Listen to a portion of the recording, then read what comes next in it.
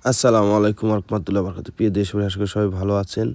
যারা সুন্দর জিনিস এবং সুন্দর জিনিস লাগাতে চান, অবশ্যই কোন আইটেমের জিনিসটা কাজ করবেন প্রিয় দেশবাসী সেটা বলবো।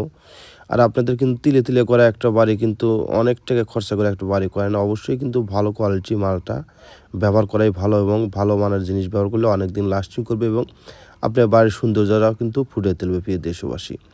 এখানে আমরা যে গ্লাসটা ব্যবহার করছি নাসির কোম্পানির 10 মিলি গ্লাস, টেম্পার গ্লাস।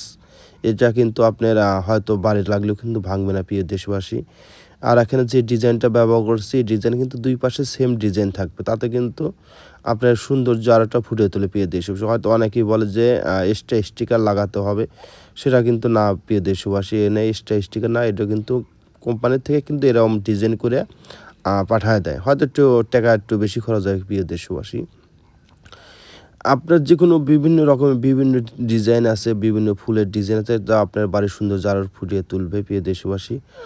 আমরা এখানে কিন্তু যে মালটা ব্যবহার করছি স্টিলের, যা বাংলাদেশের number 1 brand steel tech company মালটা ব্যবহার করছি। থিকনেসে 1.5 mm। আর আমরা কিন্তু এখানে 6টা গ্লাসের পার্ট লাগাচ্ছি প্রিয় দেশবাসী, যা আপনারা বুঝতেই পারবেন না যে এখানে জয়েন্ট আছে।